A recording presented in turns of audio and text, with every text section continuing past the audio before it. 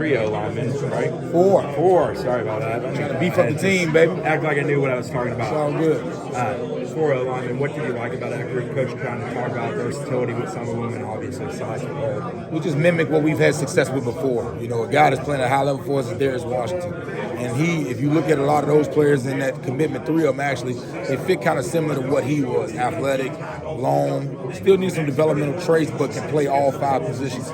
So we've had a lot of success with that. So I wanted to kind of find some guys that were mimicking the kind of things he brought. But you look at like Ty, I believe he's the larger version of Maurice Smith. You know, with Maurice Smith toughness, you know, but starting center for us, he's done a great job developing, but I told him I was going to find somebody bigger than him. So I linked them two up, and Ty's versatility going to help us inside and possibly outside.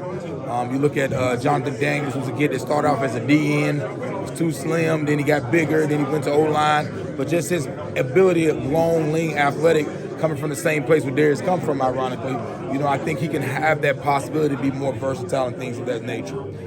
Then you look at Mana all the way out West Coast. He was a guy that completely just changed his body. I mean, watching him from early recruiting to now, he looks like a different guy. I give a lot of shout out to his host, Miles, because seeing how he's developing and how his body is filling out, plus his athleticism, plus he was a basketball player, I'm looking forward to kind of that versatility too with that athleticism. And then you got Big Todd, who probably the biggest in the class, massive. You always got to have some big bodyguard type guard body. He's going to be that inside guard for us.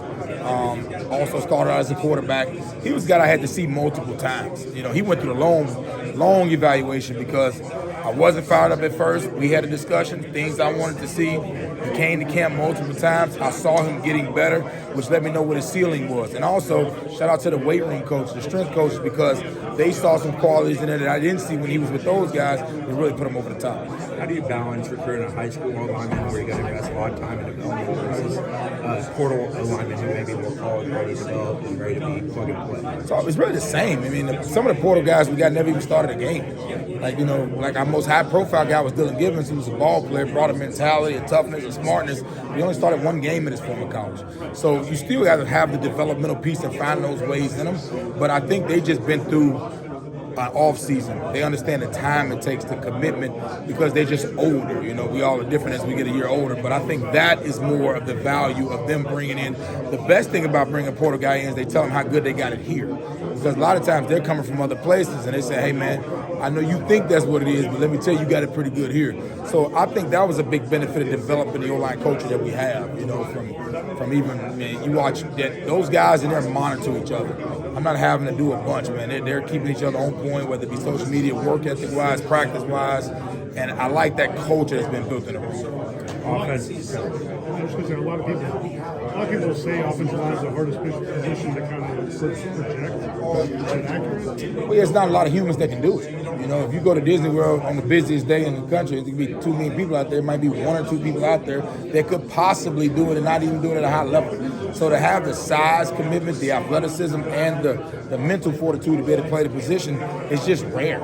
And I would say I was talking to one of the NFL guys who said the reason why they don't have many old linemen in the league, why they only carry 7 active, maybe 8, and keep 10, is because it's just not that many. It's not many good enough players to carry in the league. So he was like, man, we got to keep those numbers low just to keep the product high. So there's not a lot of people that can do it.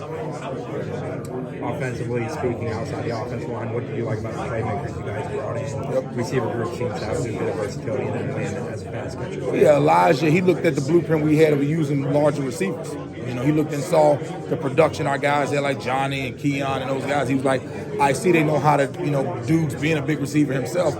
He saw that I want to be a part of that because I know how to use larger receivers. And also coming all the way from Maryland, I think he wanted to get a little bit of that warm weather too. But I'm glad he's down there because he came to the elite camp. I mean, he was unreal, and that kind of caught everybody's eye. BJ from right up the road, multi-sport guy, bringing that South Georgia mentality, toughness, came to an elite camp. We saw him show out. So all these guys, you've seen the common theme. We saw it in person for evaluation purposes. And then Lawayne, I mean, ain't much more I can say about him. He can play any position, skill position on the field, from DB, corner, wide receiver, running back. You put him wherever, he'll be a competitor. So I'm fired up to have him in the class. And Cam is the old man in the group, I call him. He's probably been committed the longest. He cares. Sometimes he walks in, I think he is his dad because it's just his personality and dynamic. Speed, competitor, he catch the ball, man, fought through some adversity, through injury. I can't wait for him to showcase himself. What about Landon Thomas at tight end? What he brings to that spot? Landon, I don't want to seem too biased, but Landon's all business. And sometimes he gets forgot about because he's not a hype guy on social media. He didn't go take every visit possibly he can take. He's not texting pictures. He knew what he wanted. He went after it, and he takes care of business. That's pretty much it. But he's probably the best tight end in this 24 class. It ain't even, versatile, catch the ball, run out the catch, blocking, can do it all and not having to take a bigger receiver and make him a tight end or an old lineman with athleticism, teach him how to catch. To have all those attributes is special. Talk about Danzy a little bit. It seemed like just watching a little bit of his highlights. Very explosive. We need some speed, high track, high speed. When I went to go visit Florida High, the big thing they kept hitting me on was his competitiveness. Because when you meet him, he's real mild, meek. I'm thinking, okay, he chill, laid back. They say, nah, coach. When he get out here, he know how to compete. And he talking crazy, throwing the ball in guys' chest. So once I heard he had a little dog with the speed, I was all in. When you look at when you're evaluating an offensive lineman, when do you find yourself,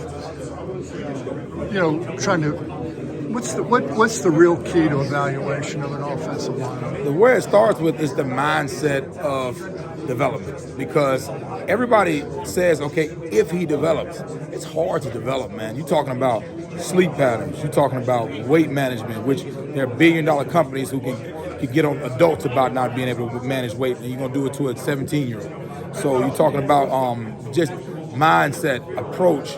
All those things has to be put into a bigger body through knee tendonitis. Through all these things that cause basically problems. So they got to have the mindset for development. They got to want it. They got to want to love the weight room, want to love the nutrition aspect, want to love running, want to love working. If they have that, then they also have a chance. Now, there's also a threshold of size, athleticism, things you got to have, but it starts with the mindset. Toughness. A lot of times those big guys don't go against big guys in high school. Do you find you're trying to project? Can he compete against bigger people? We do these elite camps, and we kind of watch them throughout when they have good competition. But I also think toughness is a learned behavior. There's a myth saying you can't become tough.